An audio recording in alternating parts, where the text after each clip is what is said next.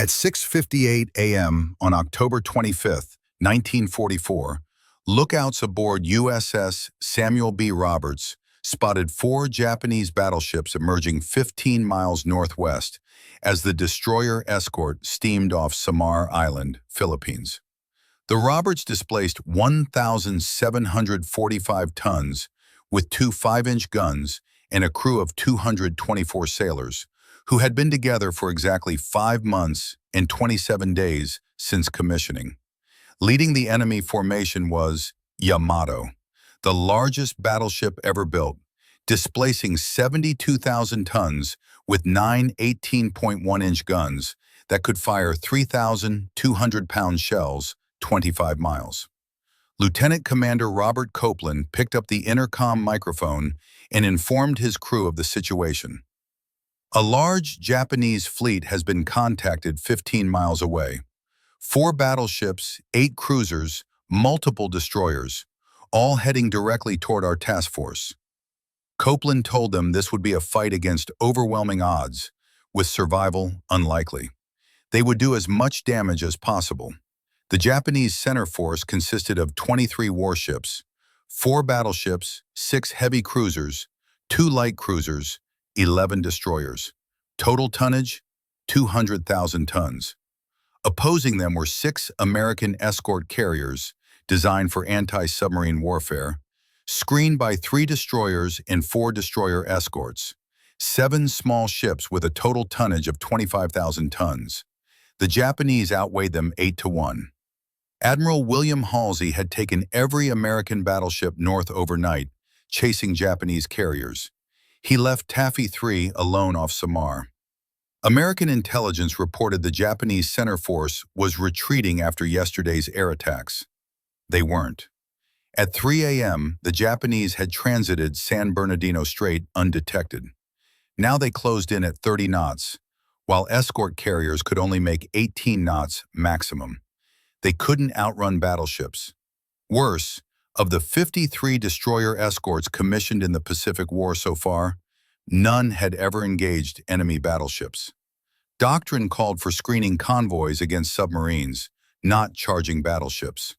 In the previous 3 months, Japanese naval forces had sunk 4 American escort carriers at the Battle of the Philippine Sea. The standard survival rate for carrier crews in surface actions was 40%. 1,200 sailors had died in those engagements. At 7:05 a.m., Admiral Clifton Sprague ordered his screen to attack. 3 destroyers, Johnston, Howell, Herman, turned toward the enemy. Behind them came 4 destroyer escorts. The Roberts was last in line. They had minutes before Japanese guns opened fire. At 7:38 a.m., Copeland announced they were closing for torpedo attack. The Roberts was 7,000 yards from Chikuma, still too far. They needed 2 more minutes at 28 knots to reach torpedo range. 2 more minutes of shells falling.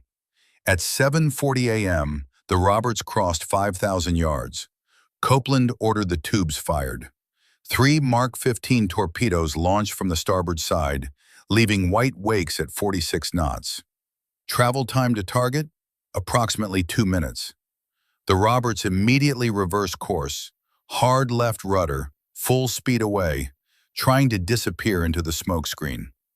Chikuma's lookout spotted the torpedo wakes. The cruiser turned hard to port, her rudder at maximum angle. 8,000 tons of warship heeled over. The first torpedo passed 50 yards ahead of her bow. The second missed the stern. The third ran underneath without detonating. Mark 15 torpedoes had a 40% failure rate. But Copeland had achieved something more valuable than a hit. Chikuma had turned away from the carriers, breaking off her attack run. She lost 5 minutes of pursuit time. 5 minutes the escort carriers used to run south. 5 minutes closer to potential rescue from Halsey's fleet. At 7:45 a.m., the Roberts emerged from the smokescreen. Chikuma had completed her turn and resumed course toward the carriers, now 8,000 yards away, too far for another torpedo run. Copeland ordered Burton to open fire with the forward 5-inch gun. First shot, 400 yards short. Second shot, 200 yards short. Third shot, splashed near Chikuma's bow. Fourth shot, hit. The shell struck Chikuma's forward superstructure, penetrated, and detonated. Smoke poured from the impact point. Burton's crew settled into a rhythm. Load, ram, fire, 15 rounds per minute. After 5 minutes, they'd expended 75 rounds, 5% of total, and scored multiple hits. But Chikuma kept firing, kept closing. At 7:52 a.m., Chikuma shifted fire to the Roberts. 8-inch shells landed increasingly close. Shrapnel peppered the hull, and a blast wave rocked the ship.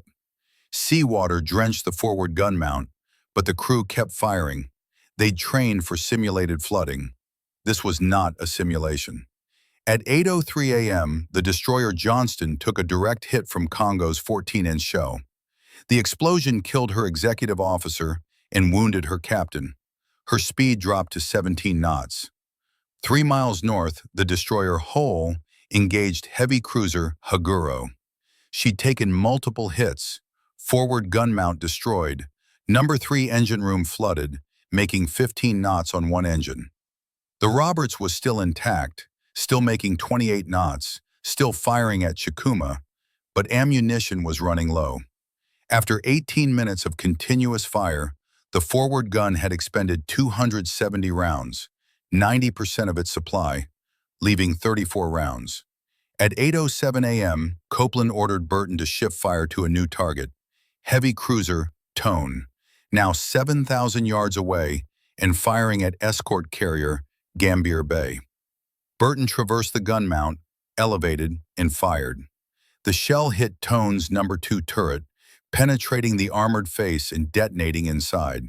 The turret stopped rotating, stopped firing. Burton had disabled 1/4 of the cruiser's main battery with a 5-inch gun that wasn't supposed to damage cruisers. At 8:10 a.m., the forward gun fired its last round. The barrel glowed dull red, and the recoil mechanism began to fail. The aft gun mount, under gunner's mate 3rd class Paul Henry Carr, still had 325 rounds. Carr was 20 years old from Chickasha, Oklahoma, who joined the Navy in May 1942. This was his first surface action. His 10-man crew, average age 21, had been firing continuously since 7:45 a.m. 25 minutes, 324 rounds expended. 1 round remained. At 8:15 a.m., the Roberts' luck ran out. 3 Japanese heavy cruisers, Chikuma, north, Tone, northeast, Haguro, northwest, had her bracketed. They closed in, 6,000 yards, 5,000, 4,000. The Roberts was running out of sea room, running out of smoke, running out of time. At 8:20 a.m., an 8-inch shell from Chikuma struck the Roberts amidships, port side. It penetrated the thin hull, traveled through the galley, and exited the starboard side without detonating, punching a 3-foot-wide hole. Seawater flooded the lower decks. Damage control teams stuffed mattresses into the hole and shored up buckled bulkheads. The Roberts took a 5-degree list to port. 2 minutes later, a second shell hit. This one detonated. The explosion tore through the crew's berthing compartment, killing 6 men instantly. Ruptured steam lines filled passageways with superheated steam, scalding 4 more sailors. The Roberts' speed dropped to 24 knots, then 20. 1 boiler was offline. At 8:25 a.m., the aft gun mount lost electrical power. The crew switched to manual operation, cranking the mount to aim, lifting 54-pound shells by hand, and triggering the firing pin manually. Rate of fire dropped to 6 to 7 rounds per minute, but they kept firing. The gun barrel glowed red. Temperature inside the mount reached 130 degrees. The crew was soaking wet, sweat, seawater, steam from ruptured lines. At 8:30 a.m., disaster struck the aft mount. A powder charge cooked off from the overheated breech. The explosion killed 3 men instantly, wounded 7 others, and shredded the interior. Shrapnel tore into Carr, from neck to groin, exposing his intestines. He fell to the deck, dying, but saw the last round in the magazine. He crawled toward it, grabbed the 54-pound shell, and held it against his chest, blood pouring from his wound. He begged his crew to load it, to keep firing. Machinist mate second-class Chalmer Gohane took the shell and tried to move Carr to safety, but Carr refused, pointing frantically at the breech. The gun was destroyed. The breech was shattered. There was no way to fire the last round. Carr died 5 minutes later, still trying to get back to his gun. At 8:35 a.m., a 14-inch shell, from either Congo or Haruna, struck the Roberts' starboard side, penetrating the number 2 engine room and detonating. The explosion tore a 40-foot-long, 10-foot-wide hole in the hull. The engine room flooded in 30 seconds. 8 men killed instantly. The Roberts' speed dropped to 10 knots, then 5, then dead in the water. Copeland ordered all remaining crew topside. The ship was dying. No power, no steering, 3 feet of water in the lower decks, fires burning in 4 compartments. She settled by the stern. More shells hit, 6-inch rounds from light cruiser Noshiro, 8-inch rounds from Haguro. The Roberts was a stationary target. At 9:10 a.m., Copeland gave the order to abandon ship. 115 men were already dead or missing. The remaining 109 sailors went over the side. They had only 1 working inflatable life raft, designed for 16 men, and 3 floater nets.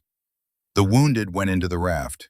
Everyone else clung to debris, empty shell casings, or wooden planks. At 9:35 a.m., the Roberts rolled to port. Her bow rose into the sky, then slipped beneath the surface, stern first. 306 feet of warship disappeared into the Philippine Sea, sinking to 3,600 feet, the deepest any American warship had been sunk in combat. 109 men drifted in the ocean, covered in thick black fuel oil from the Roberts' ruptured tanks. The oil burned their eyes, choked their lungs, and made them vomit. Many were wounded, burns, shrapnel wounds, broken bones. The water temperature was 84 degrees, warm enough to survive temporarily, but they had no food, no fresh water, and no rescue in sight. 9:45 a.m., Admiral Takeo Kurita ordered the Japanese center force to withdraw. His cruisers had taken heavy damage, Chokai dead in the water, Chikuma on fire, Suzuya's torpedoes exploded, Kumano's bow blown off. Kurita believed he was fighting fleet carriers, not escort carriers and destroyer escorts. The confusion saved the American invasion fleet. 2 p.m., sharks arrived. First small blacktip reef sharks, then larger tiger sharks and bull sharks. 2 men disappeared during the first night. Nightfall. Water temperature dropped to 78 degrees. Hypothermia set in for the wounded. 3 more died. October 26th, dehydration worsened. Men hallucinated, and 5 more died. Copeland kept his men alive by organizing them into groups, assigning leaders, and making them count off every hour. Falling asleep meant drowning. At 7:45 a.m. on October 27th, patrol craft PC-1119 spotted the survivors. The crew called out a test. Who won the World Series? An American voice yelled back, St. Louis Cardinals. Rescue took 4 hours. 95 men were pulled from the water, 50 hours after the Roberts sank. Many couldn't walk and had to be carried aboard. All were treated for dehydration, burns, wounds, infections, and fuel oil poisoning. The battle off Samar became known as the greatest last stand in naval history. 7 small ships had turned back 23 warships, saved an entire invasion fleet, and prevented a disaster that could have prolonged the Pacific War by months. Admiral Chester Nimitz called it the Navy's finest hour. Historian Samuel Eliot Morison wrote, "No engagement in naval history showed more gallantry." The Roberts received the Presidential Unit Citation. Copeland was awarded the Navy Cross. Paul Carr was posthumously awarded the Silver Star. 1982. The Navy commissioned frigate USS Copeland FFG-25 in his honor. 1985. The Navy commissioned frigate USS Carr FFG-52 in Paul Carr's honor. June 2022. Explorer Victor Vescovo found the Roberts at 22,621 feet, 4.3 miles. The deepest shipwreck ever discovered, deeper than the Titanic. The last survivor of the Roberts, Alfred Lenore, died on March 20th, 2022, 97 years old, 3 months before his ship was found. That's the story of the destroyer escort that fought like a battleship, the tiny ship that charged the Yamato, the crew that refused to surrender even when survival was impossible. If this story moved you, hit that like button to honor their sacrifice.